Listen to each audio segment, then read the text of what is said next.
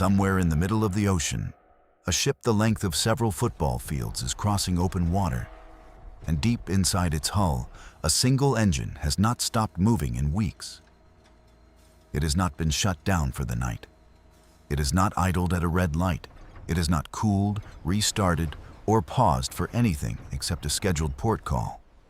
And even that stop may be weeks away. For most people, an engine that runs for months without stopping sounds almost impossible. Car engines get turned off dozens of times a day. Even aircraft engines run for only a few hours before landing.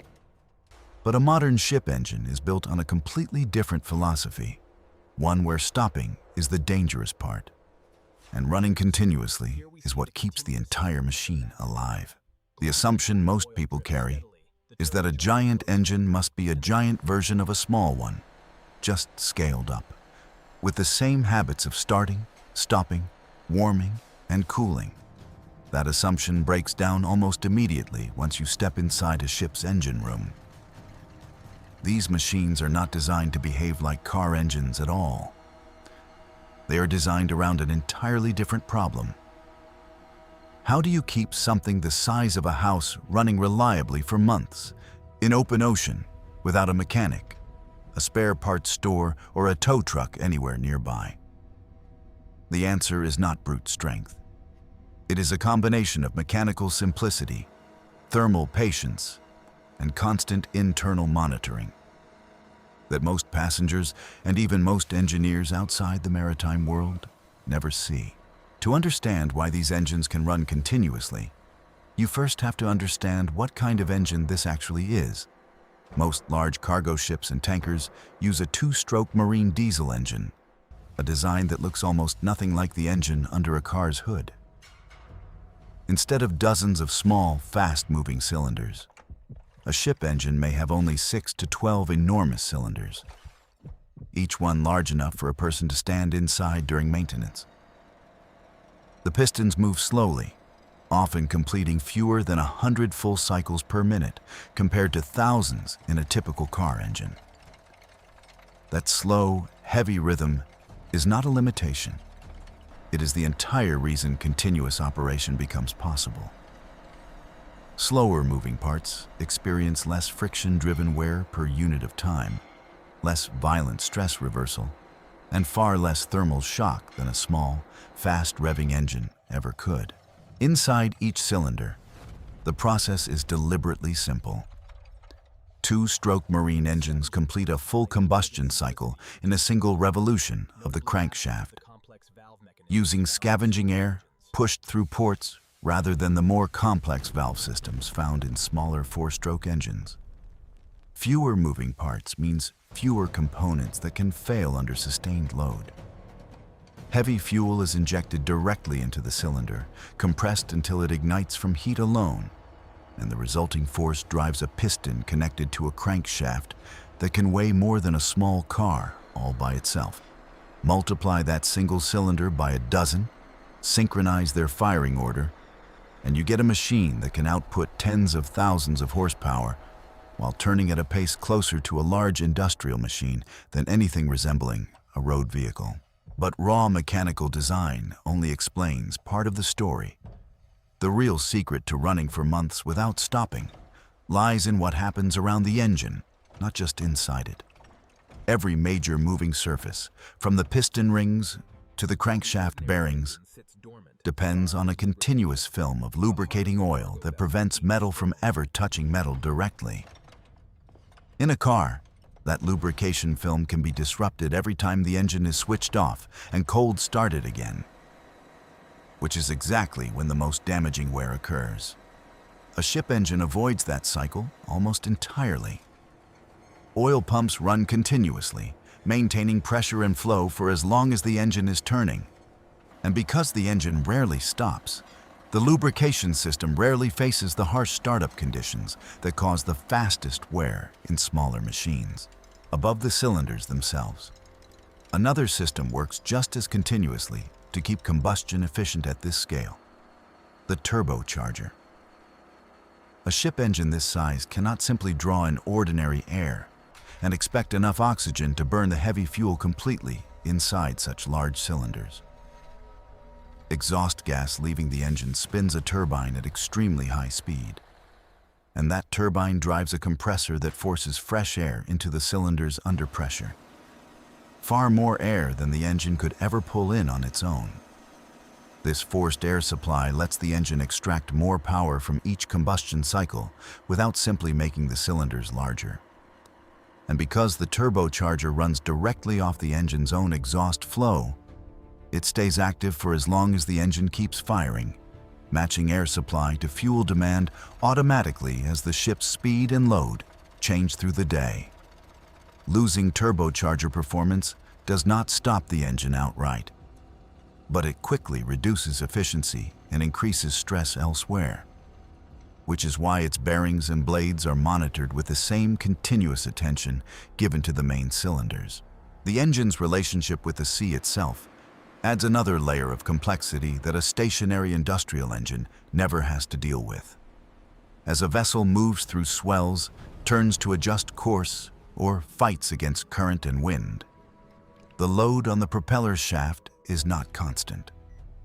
A slight increase in wave resistance can momentarily demand more torque from the engine, and the control systems must respond by adjusting fuel delivery smoothly rather than letting combustion become erratic.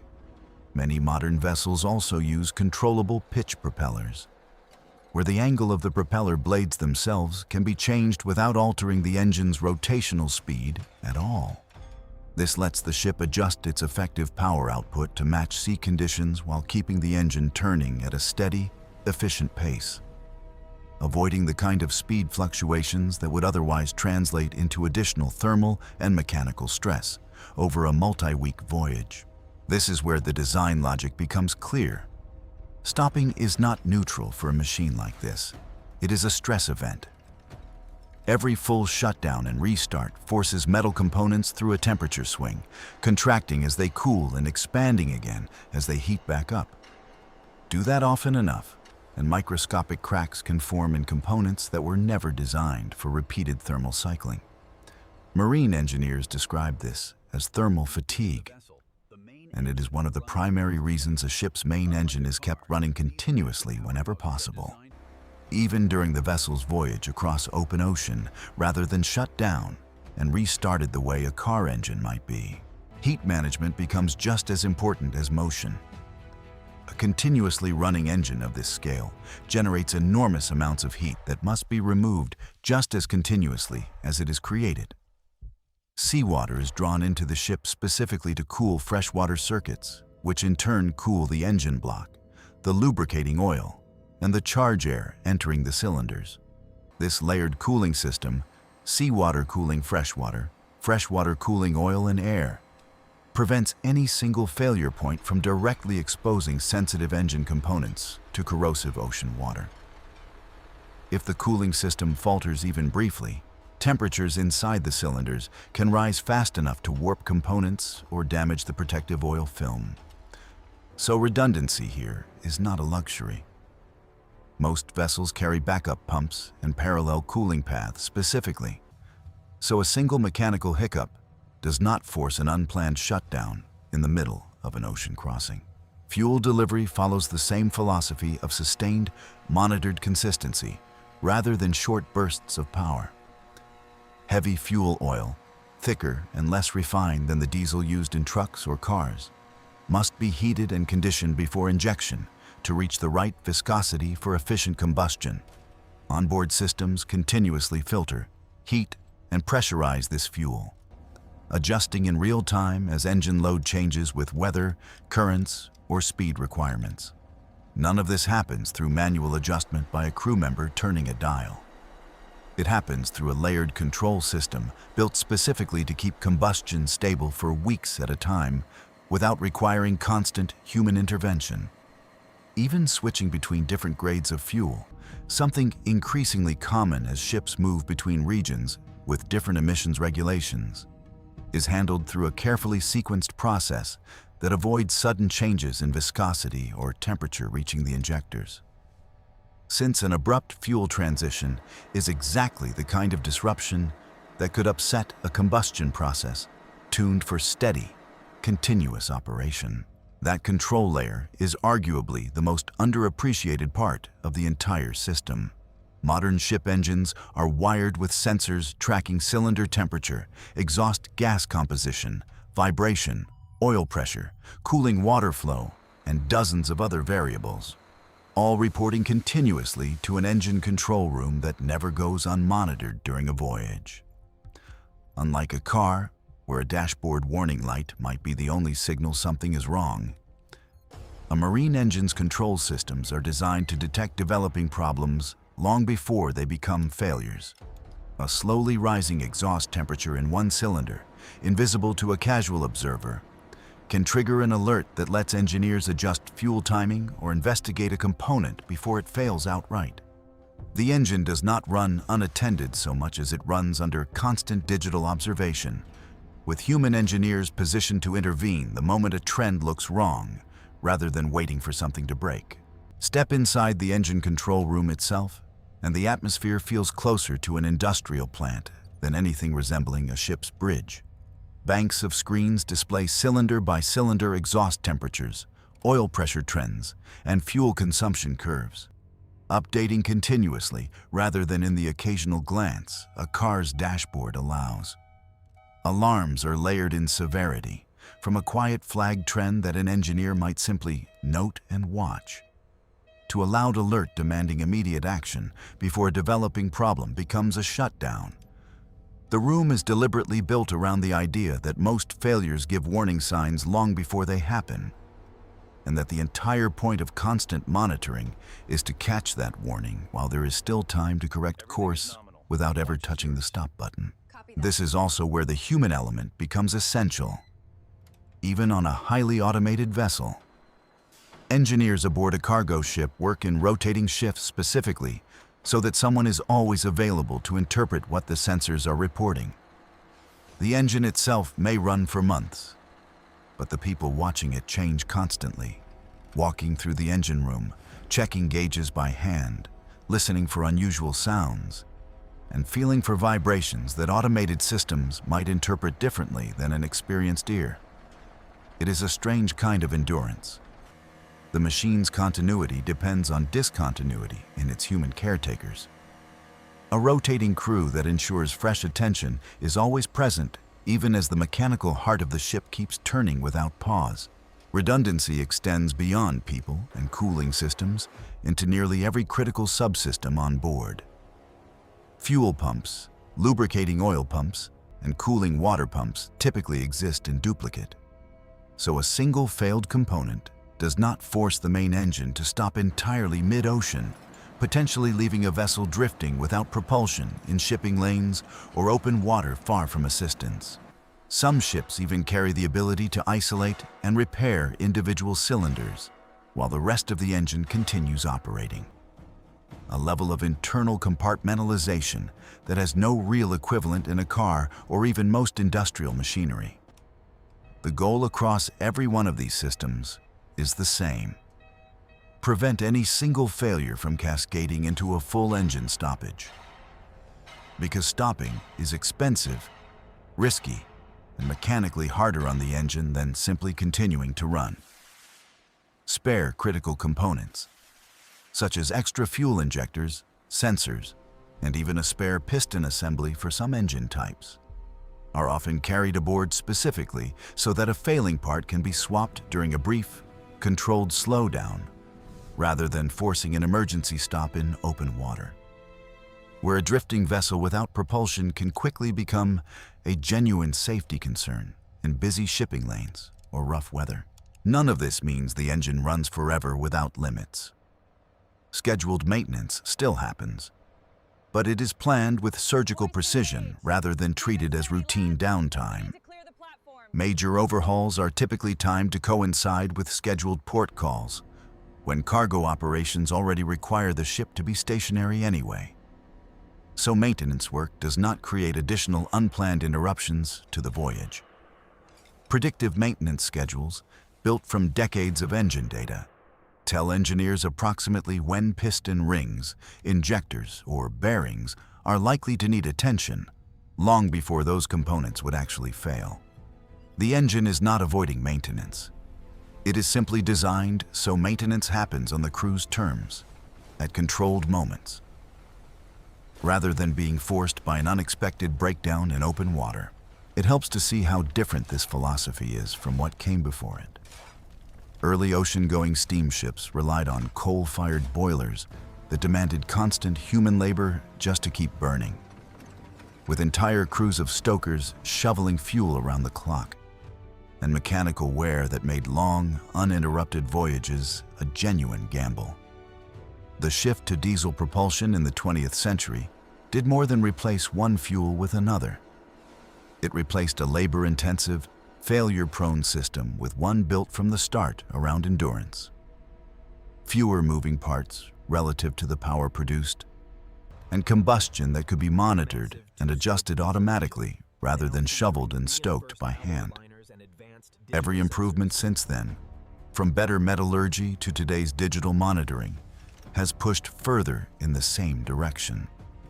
Extending the interval between the moments an engine's heart is allowed to stop. Even how the engine is physically connected to the ship reflects this same philosophy of sustained, controlled operation. A running marine engine of this size produces enormous vibration and torque reaction, forces that would shake a poorly mounted structure apart within days. Engineers isolate the engine from the hull using heavy, resilient mounts and carefully tuned structural supports designed specifically to absorb continuous vibration over months rather than short bursts of use. Get that isolation wrong, and the resulting fatigue would show up not in the engine itself, but in the surrounding steel structure, cracking welds and loosening fittings throughout the ship. The mounting system is rarely mentioned in conversations about engine reliability, but it is just as essential as lubrication or cooling in allowing a machine this size to run for months without a structural failure developing somewhere nearby.